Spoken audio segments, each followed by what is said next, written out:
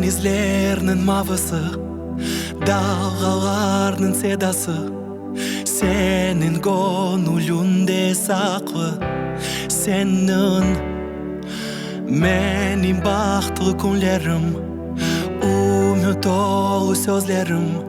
Seninle güzelim bağı, senin sevdalar sevdası, hayaller deryası. İki kalp bir olsa cana can sevdası. Sevdalar sevdası, hayaller deryası.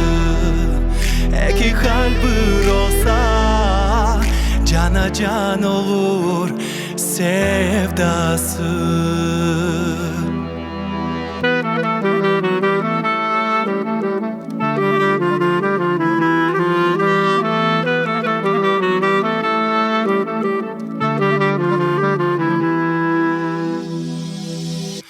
Gönlümde hasretim, sensin benim kısmetim.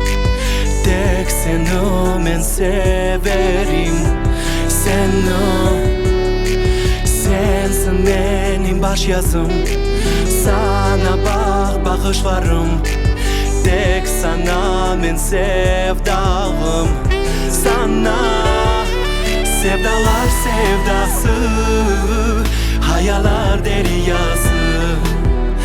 İki kalp bir olsa cana can sevdası. Sevdalar sevdası, hayaller deryası. İki kalp bir olsa cana can olur sevdası.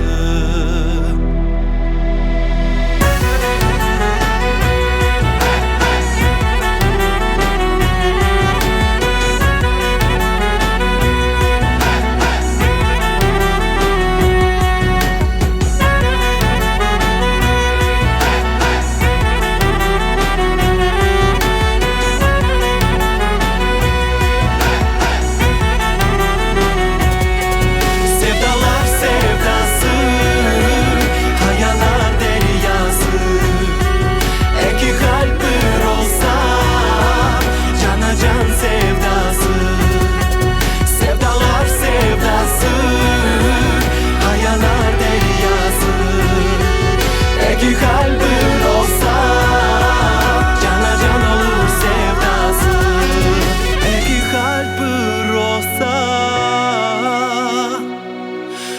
cana can olur sevdası.